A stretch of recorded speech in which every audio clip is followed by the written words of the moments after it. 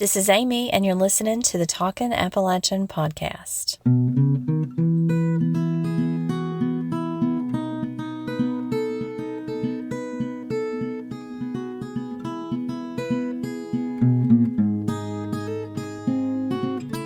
Hello, everybody. Before I get into this episode's word, I'd love to update you on something wonderful that's happened as a result of Barbara Kingsolver's novel, Demon Copperhead. Now, in the two-part episode with her from 2024, we talked about the amount of money that the novel had made, and she had plans to help develop a women's recovery center in Demon's home county of Lee, Virginia. That's also the county where I grew up, and the story is set there. She said she wanted to build it because that's what Demon's mother needed. Demon's mother was suffering from an opioid addiction, and that's the backdrop for this novel. Well, it's exciting to see that the Higher Ground Women's Recovering Residence has opened in Pennington Gap, and it offers a sober living home, comprehensive support system, uniquely designed to empower women on their recovery journey. They're also offering tailored employment to help women build sustainable careers. You might remember Barbara Kingsolver talking about the women she interviewed as she prepared to write the novel, and she heard their stories. She knows what they needed. So I'm so thrilled that this recovery home is now available. If you'd like to donate or support the home through their Amazon wish list, you can go to hdwrr.org or follow that link in my show notes and on social. Now let's talk about a grammar pattern you still hear frequently around the region. It's the word them, which is often used in place of these or those. You've heard people say, "How do you like them apples?" Or the cartoon character Yosemite Sam when he says, "Them's fightin' words," or maybe the classic sports cheer, "How about them Chiefs," or Eagles, or whoever you root for. So we hear this a lot in popular culture, but it's widely used in the Appalachian region from the north in Pittsburgh all the way down the corridor. Quoting from the Yale Grammatical Diversity Project, it says, "The Dictionary of American Regional English records the demonstrative them in the U.S. as early as the mid-1800s, as in, I would give a quarter to paddle them boys in Georgia, and suppose I didn't see them fish in Iowa." Though the Oxford English Dictionary labels this usage in the U.S. as regional and non-standard, it also shows that usage started as early as 1382 in Middle English, Scottish English, and Irish English. It was widespread in England throughout the 20th century in everyday speech.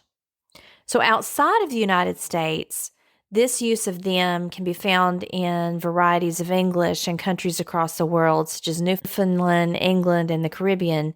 In most communities, both the U.S. and abroad, it's currently a stigmatized form. And this stigma is causing younger Appalachian English speakers to avoid using it as much. I still hear it pretty frequently, though. The presence of them in both Scottish and Irish English suggests that the reason we speak it here in Appalachia could be the result of influence from the Scots-Irish English spoken by settlers from the north of Ireland who had originally come from Scotland. Now, Michael Montgomery, in his book, From Ulster to America, says that them can also occur with variations of Ewans with roots in Ulster. So you might hear them'uns, them ones, them yins. And that usage has been recorded between 1918 and 2000 in Ulster and in North Carolina. So, for example, them yins would replace a phrase like that crowd. If you're not a speaker of one of these dialects, you might wonder if it's stigmatized, why are people still using it? When we come back, I'll tell you more about that. Have you subscribed to our Patreon page yet?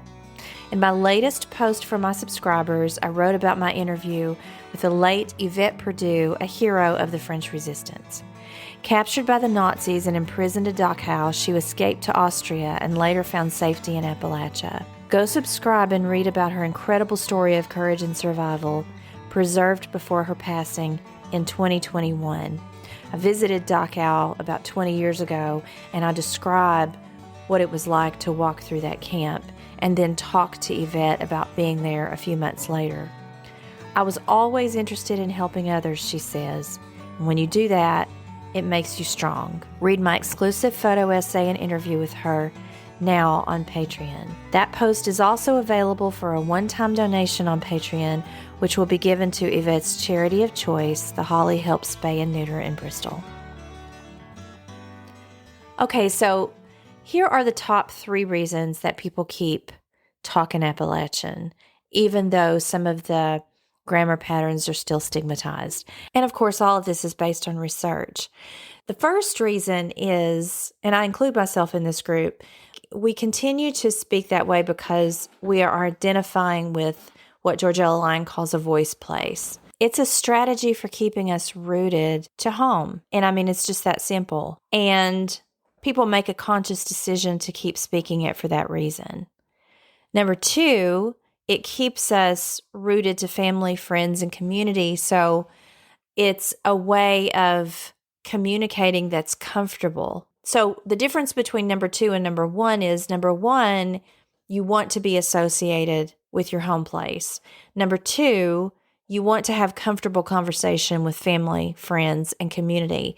And so that's where code switching comes in. A lot of us know, how to shift in and out of a more standard dialect if we want to really be clear, or if we're going on a job interview. But if we're sitting on the porch with family after Sunday dinner, we're talking to people, about everyday things, we don't want to sound like we're in a professional setting. That's just not comfortable for us. And that's okay. That's perfect. That's exactly why we do it. And number 3, this might come as a surprise to you. It's about power. It is a way for people to empower themselves. And I know that's opposite of what you might think with a stigmatized dialect.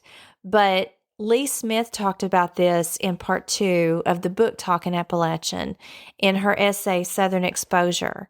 So I'm going to share with you an excerpt of that essay where she talks about using dialect as a means of empowerment. By the way, the noise you hear in the background is my dog Willow, my golden retriever, who is playing with a towel. So she shakes it around. That's her toy.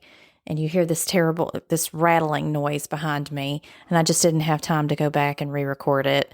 So I guess she just wanted to be on the podcast too. I first noticed a prejudice against Southern accents years ago when I was invited to read one of my stories at Columbia University in New York. The minute I opened my mouth, several urban, cutting-edge students glanced at one another, gathered up their books, and noisily left the room. I got the message. Nobody who sounded like I did could possibly have written anything that would interest them. Moon pies, magnolias, and hee-haw, I knew what they were thinking. I took a deep breath and went on, newly aware of how different my Southern voice sounded from the others, how different I was from them. So I'm aware of all the reasons for people to say that we should change the way that we speak. For many Americans, Southern is the equivalent of dumb. Many believe that slow speech indicates slow thought. Southern sociologist John Shelton Reed once said, quote, laboratory studies show that the average non-Southern college sophomore assumes a Southern speaker to be less bright than a non-Southerner, even when the two are saying exactly the same thing. Truth be told, the perception of Southern as stupid can work to a person's advantage, especially at yard sales, for instance, or with a car salesperson or a tradespeople. I drive a mean, though sugar-coated bargain, and 9 times out of 10 get exactly what I want without the other person knowing.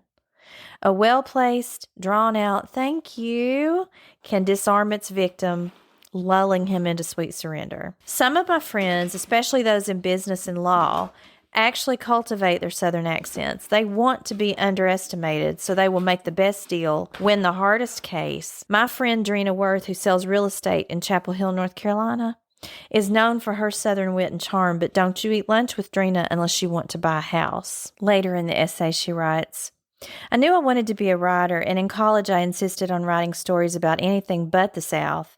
None of my characters would have the drawl I was escaping. They were instead stewardesses living in Hawaii, where I'd never been, executives with foreign accents, alternative universes. I ignored my teacher's instructions to write what you know.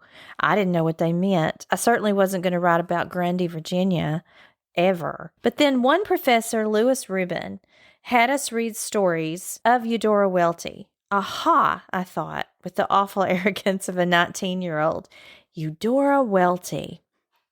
Setting my feet on more familiar ground, I wrote a story about some women sitting on a porch, drinking iced tea, and talking about whether one of them had colitis or not. I got an A. Now, years later, I've come to understand that my best work is, in some sense, those stories of home, often the Appalachian South. By the way, the story I read at Columbia went on to be included in an O. Henry Awards anthology.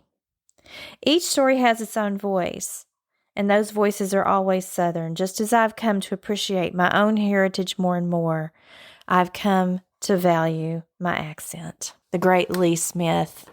She's one of my favorite authors. If you've never read her work, I recommend it. She's got several books from oral history to Saving Grace. There's a whole bunch of them. It's hard for me to pick one to recommend, but you might start with something like oral history. It's probably one of her most well-known, and plays have been adapted from it. She's just one of my favorite writers, just a real down-to-earth person. Thank you so much for listening, and if you've subscribed recently to our YouTube channel or on Patreon or subscribed on Facebook, thank you. If you haven't, I hope you'll join me over on those channels, and remember to keep talking Appalachian.